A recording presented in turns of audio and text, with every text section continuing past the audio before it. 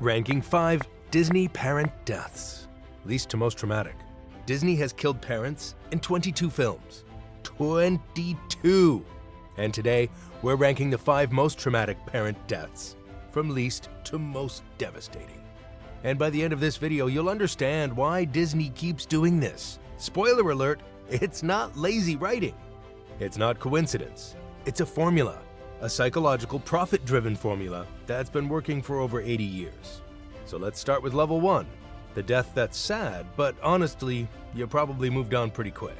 Here's how this ranking works. We're not measuring these deaths by how many tears you cried, although that's definitely a factor. We're ranking them by their traumatic impact. How graphic was it?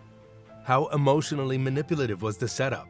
And most importantly, how much psychological damage did it do to an entire generation of kids who just wanted to watch a fun cartoon? Because here's the thing about Disney's dead parent trope. It's not just storytelling, it's strategy. Removing parents from the story serves multiple purposes. It removes the protective figures so the protagonist has to grow. It creates emotional vulnerability that makes kids attached to the brand. And, well, it sells. Orphaned protagonists sell toys, create emotional investment, and keep audiences coming back. But we'll get to that later. First, let's rank these deaths and relieve some childhood trauma together. Starting with level 1. At level 1, we have Elsa and Anna's parents from Frozen. And honestly, this one's tragic, but it doesn't hit as hard as the others. Why? Well, because we barely knew them. They get maybe 5 minutes of screen time before their ship goes down in a storm. We see the wave hit, we know they're gone, and then the movie moves on pretty quick. Don't get me wrong, it's sad. 2 little girls lose their parents and spend years isolated in a castle dealing with grief and fear. Elsa, please, I know you're in there. We only have each other. It's just you and me. What are we gonna do? Do you want to build a snowman?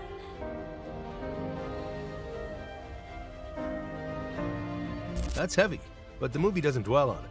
There's no graphic death scene, no prolonged goodbye. Just a storm, a sinking ship, and a time jump to the girls as teenagers dealing with the aftermath. The emotional impact is more about the consequences than the death itself. Elsa's fear and isolation, Anna's desperation for connection. These are the results of losing their parents. But the actual death, it's kept at a distance. We process it the way the characters do, off-screen, quickly, with the focus shifting to survival and moving forward. That's why it's level 1. It's the least traumatic on this list because Disney spares us the details. They imply the tragedy without showing it, which is honestly merciful compared to what's coming. Because the next death, we see it happen, and it's brutal.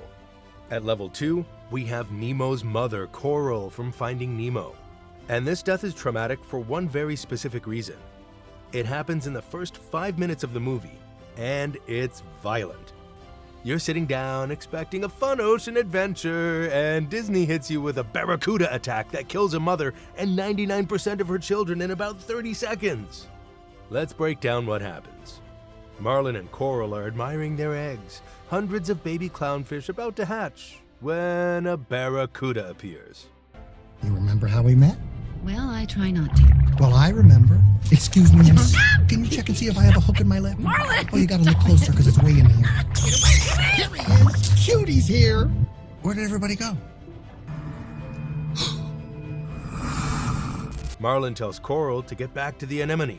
She doesn't listen, and she swims toward the eggs to protect them. Coral, get inside the house, Coral. No, Coral, don't. They'll be fine. Just get inside, you, right now.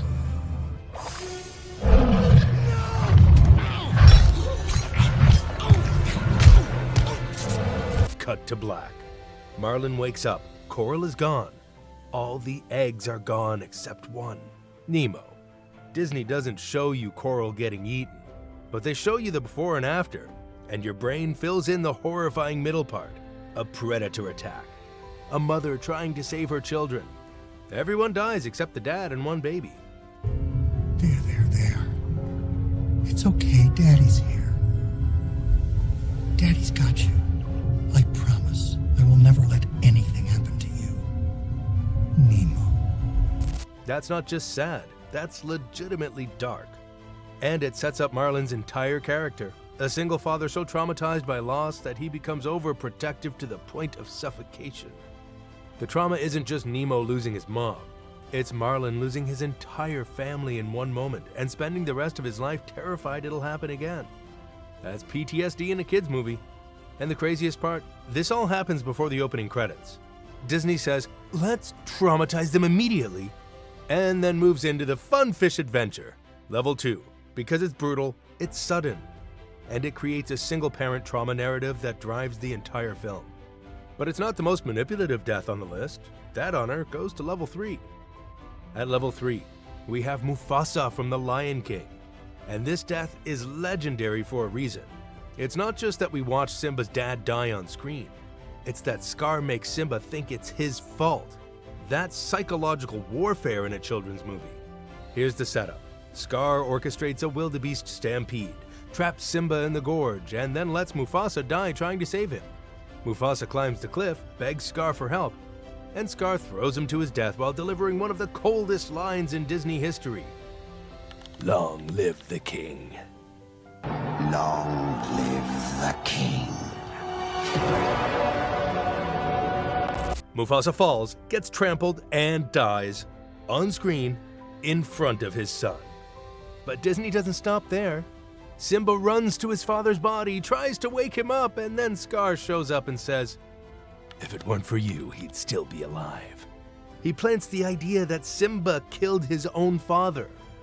And Simba carries that guilt for years. He runs away, suppresses the trauma, and builds a new life specifically to avoid dealing with what happened. This is emotional manipulation at its finest. Disney doesn't just kill the dad. They make the kid think he's responsible, exile him, and then spend the rest of the movie watching him process guilt and shame. Mufasa's death isn't just sad. It's weaponized trauma designed to make you feel every possible emotion. And it works. An entire generation of kids watched this movie and ugly cried during the "Dad, wake up" scene. We internalized Simba's pain. We felt his guilt. And Disney knew exactly what they were doing.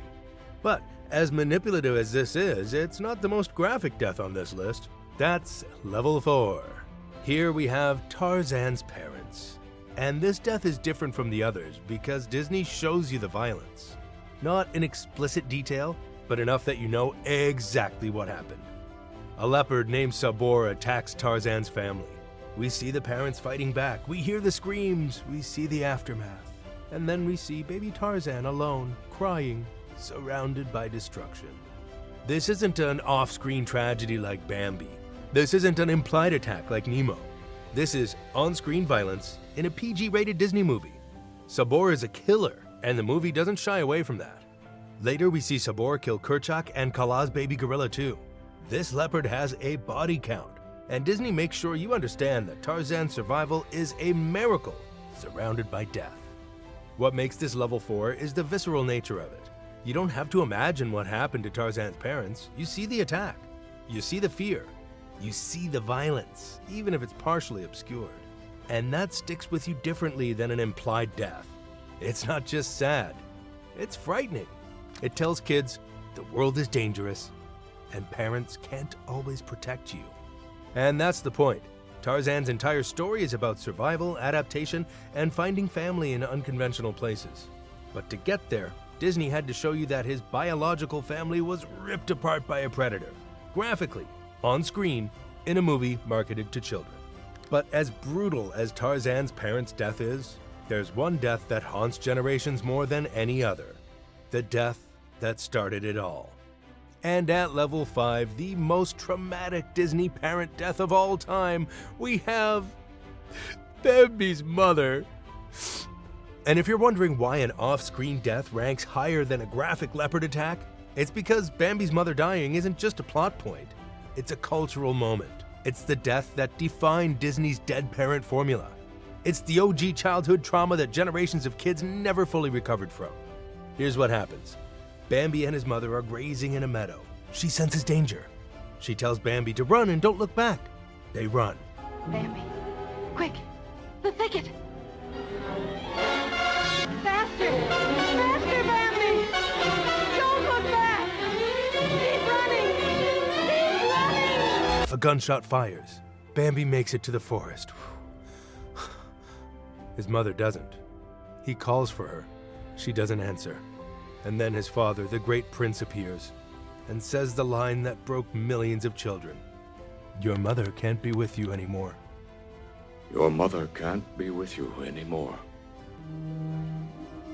Come, my son. No body, no blood, no graphic violence. Just a gunshot, silence, and the slow realization that she's gone. And somehow that's worse. Because when you don't see the death, your brain fills in the blanks. Kids who watched Bambi imagined their own worst fears. They projected their own anxieties about losing a parent onto that blank space. And that's more traumatizing than anything Disney could have shown on screen. But here's the real reason Bambi's mother is level 5. This death set the template.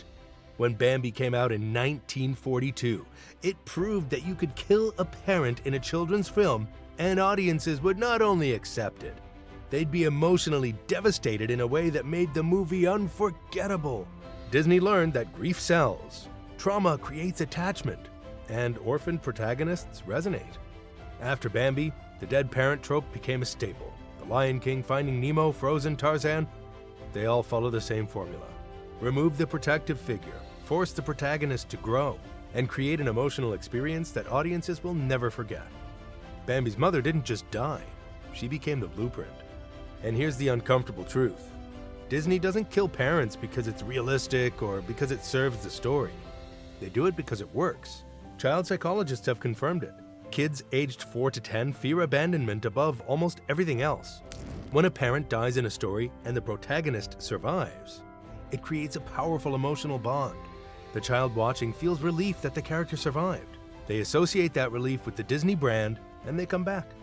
It's not just storytelling, it's strategy. Orphan protagonists are easier to merchandise. They create stronger emotional investment.